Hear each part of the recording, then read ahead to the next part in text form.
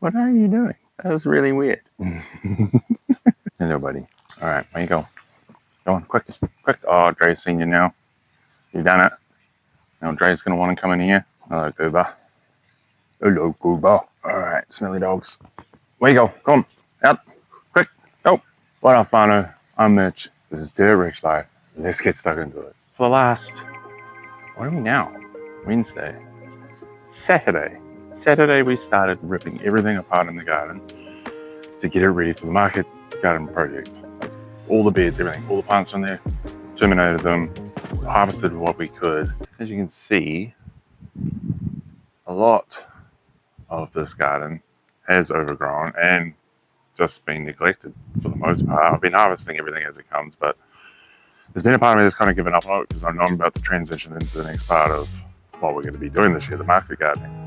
So I kind of just let everything go, which was silly because I've now created a bigger job for myself. Now, as I said it in my last video, in the next few weeks, all these beds are going to be soil amended and prepped and ready to be sowed and everything like that. But the whole new layout isn't here yet, so we figured we'd do that today.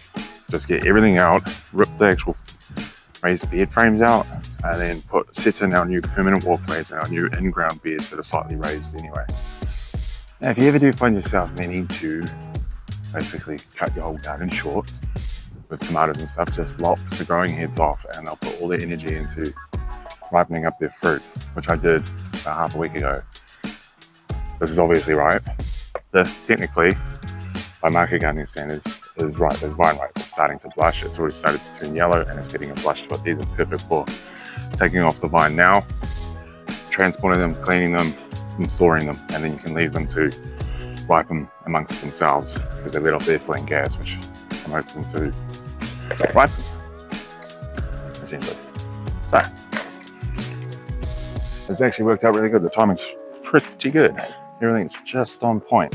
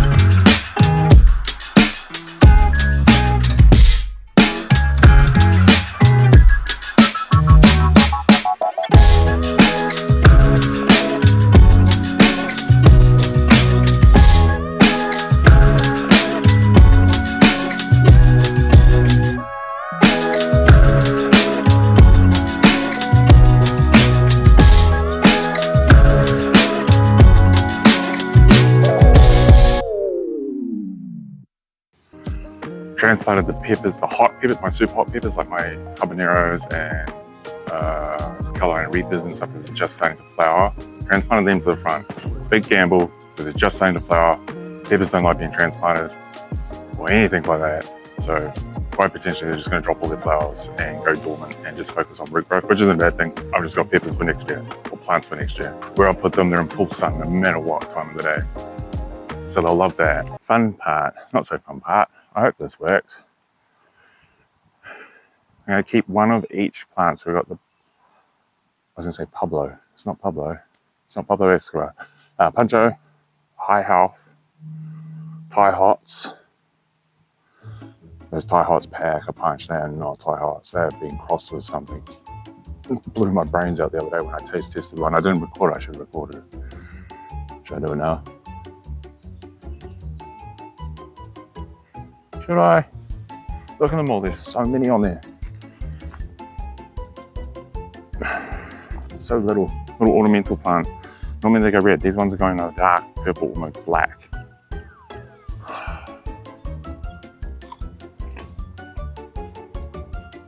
They're very sweet though. Yeah, it's nice sweet taste. And then it feels like something's trying to slice your tongue in half with a razor blade.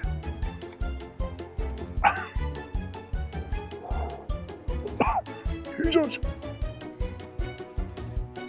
They are very yummy though. Oh. Oh.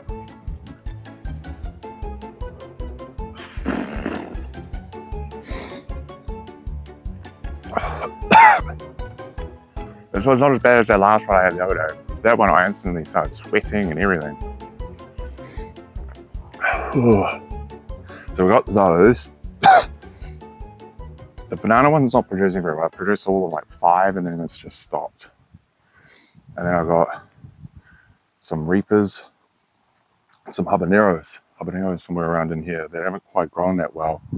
So I want to keep them. I want to keep them going. There's still plenty of summer left to go for these guys.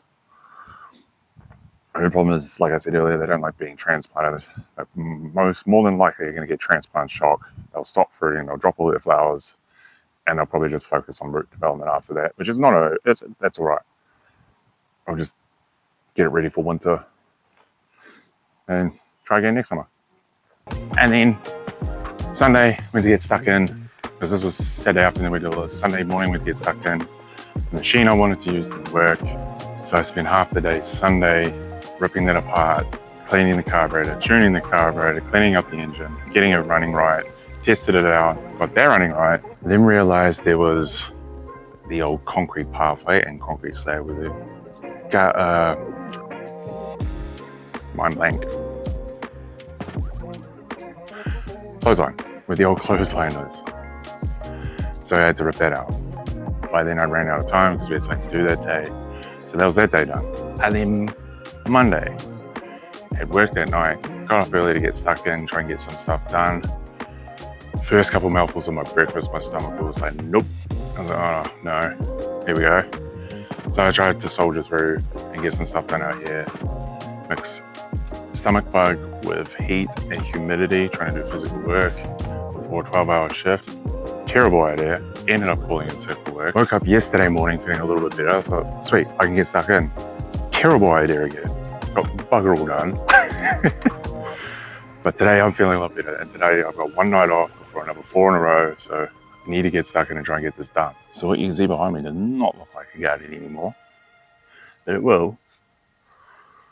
And the plan today is finish off ripping all these beds out behind me, all the frames. Sharing the dirt around all the new beds, as well as digging swales between each bed to create a drainage, as well as potentially setting up irrigation line, not quite. At least plan, figure out where the irrigation is going to go. Oh! I spotted a zucchini I forgot to harvest. That is way too big now. Not going to be much back and forth with us today. Just time that to get this done. We really need to get this done. We've got to get this done.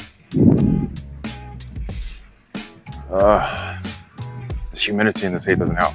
Right, plans. What's the plan? Do you know what the plan is? What's the plan? Don't yawn, you're making me yawn. So sort of got the outline of that bed, sort of. So next would be a swale down here. If you don't know what a swale is, essentially just a ditch. It is a low point that you can either line with geofab and then with rocks. It allows a channel for water to be directed through when it rains, basically. And you can use them to direct water through parts of your land that never generally get water. They can be very helpful for cultivating and agriculture and horticulture and everything like that if you plan them properly. But for mine, I'm just using it to direct the water away from the bed so that they don't wash out, which will then eventually end up in a sump in that corner. But that'll be a video for another day. First, we just need to set them up.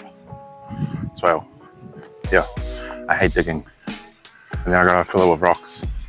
That's where that little machine comes in, one that I fixed. That sort of starts the trench, and then I just have to dig it a little bit deeper if I have to. So we'll get that done first.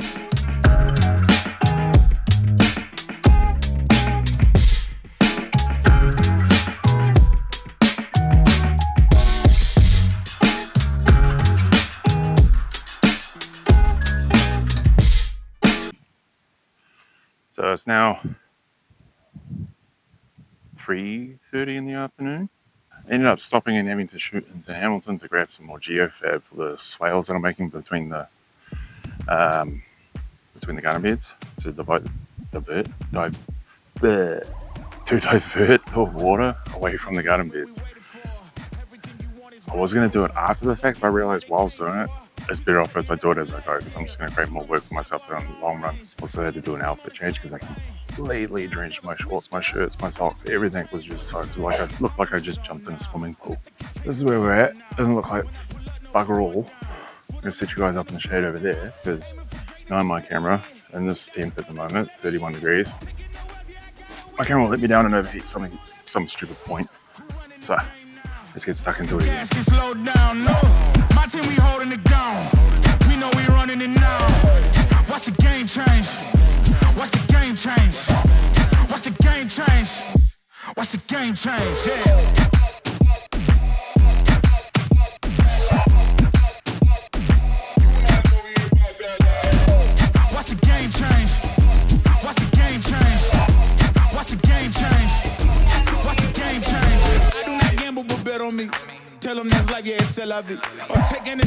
Hey, so it's the next day. Managed to get a good managed to get quite a bit done yesterday. This is what we're looking like so far. It's actually starting to look like a garden. That being said though, there's still a lot to go. A lot to go. But I also need to get my tomatoes transplanted today and my cauliflowers, because when you miss your windows with those type of plants, especially tomatoes, they'll start to flower a little bit too soon, and cauliflowers, they get shocked. Basically, they become too root bound and they will not develop properly later on. So I need to get them out today, which means I kind of need to hustle with the rest of this garden. I have severely underestimated just how long it was going to take me to do all of this. But you're starting to get the picture, I think. Well, at least it's starting to look somewhat like a professional garden? I don't know. Is it? I mean, what does professionals look like? They all look like gardens, except some have hoop tunnels and greenhouses and cool flash stuff to play with. But we now have swales between each garden bed that will divert our water that way. Eventually, we need a big one across there, just between these beds and that tomato bed at the end. I'll put a tomato bed at the end there.